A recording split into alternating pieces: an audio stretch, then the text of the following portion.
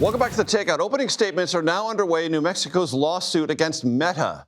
The state is alleging Facebook's parent company opens up children to the dangers of sexual exploitation. CBS News' Jolene Kent reported on the beginnings of this suit almost 2 years ago. New Mexico's Justice Department back then successfully carried out sting operations where agents used artificial intelligence tools to create images of young girls online to see if anyone would reply. Well, they did, and that led to arrest of at least 4 people. New Mexico Attorney General Raul Torres joins me now. Mr. Attorney General, I'm glad to have you with us. I read a fair amount of the lawsuit. You are explicit in your allegations that Meta knows what it's doing, does not care, has been warned internally repeatedly, and profits from this action. Major, that's exactly right. And the testimony that got underway today in our trial in Santa Fe really laid the groundwork for holding this company to account. They've established one of the largest online platforms in the world where we know predators are going each and every day to try and target and exploit children. We know they've designed a product that is inherently dangerous for kids. And what we also know is that they've been lying to the public, to parents, to families, and to our communities for far too long about the dangers in these spaces. That's what this trial is about, and that's what this case is all about. Explain the specifics of the sting operation you undertook. So we actually created undercover accounts using some established techniques that, frankly, I used to use when I was a frontline internet crimes prosecutor. Decoy accounts that used artificial intelligence to transform some of our special agents into what appeared to be underage girls on the platforms, because we were trying to test and see exactly what would happen when someone who presented like that on the platform was there in a space that we thought was going to be inherently dangerous. And what they found was truly shocking. They were inundated with images of a graphic nature. They were solicited for sex.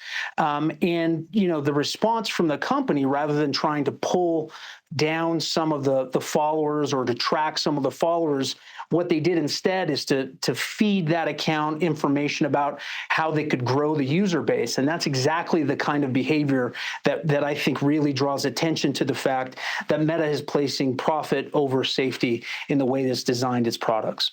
You have heard, Mr. Attorney General, in other contexts, firms like Meta say, well, we are protected by Section 230. We are immune from what anyone on our platforms post. Therefore, we're untouchable.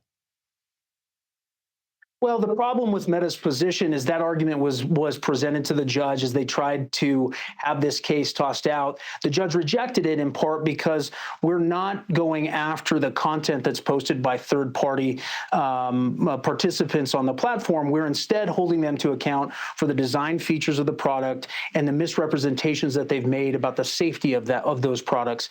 Section 230 does not immunize them or shield them from liability for lying to the public, for lying to parents and young people, and it also doesn't shield them from liability for the product choices and design choices that they made in developing these platforms and allowing them to create these sort of manifest dangers. Imagine a world in which this lawsuit is successful from your point of view, Mr. Attorney General. What does the remedy look like, and how soon would users notice it?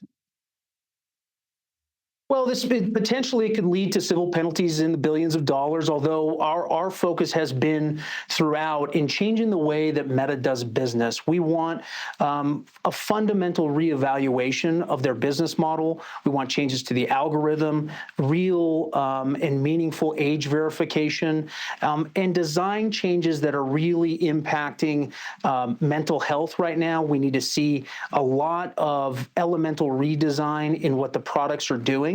And more than anything else, they need to stop lying to the American public about the dangers that they know that they have created, and they need to be held to account for those things. I think if we're successful, we'll build a blueprint and a roadmap for policymakers and others who are concerned about this behavior, not only in the United States, but around the world. And hopefully we'll bring a new era of accountability for big tech.